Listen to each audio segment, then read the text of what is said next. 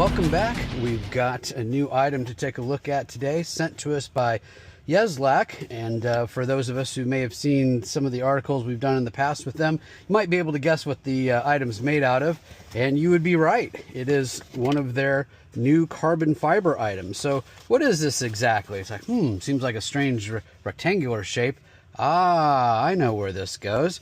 And of course, like many of the other parts, there are some of these peel-off strips on the back. We'll simply take those off to expose the adhesive, but I'm a little curious about the fit ahead of time. So we've got this piece, and also in the box we have this piece. So, and interestingly enough, you might notice the little kind of circular tabs on those pieces, and those do fit together.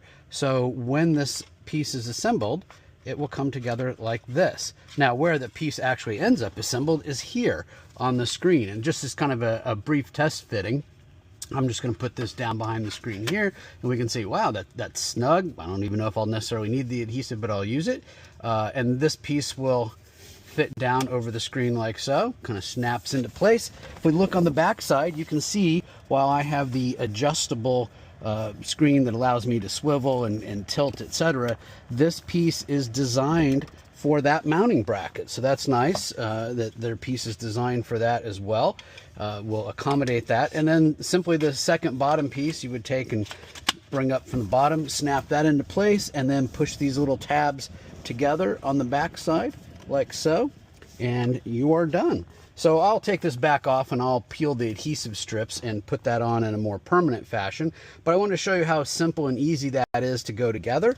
Obviously looks great, particularly if you're swiveling away and somebody's able to look at it from the side, or perhaps you're out in front of the truck looking in, on a sunny day. You're going to see a nice carbon fiber pattern then for the back of your screen. So again, I'd like to thank the folks at Yeslak for sending this item to test out in the Halo Cybertruck.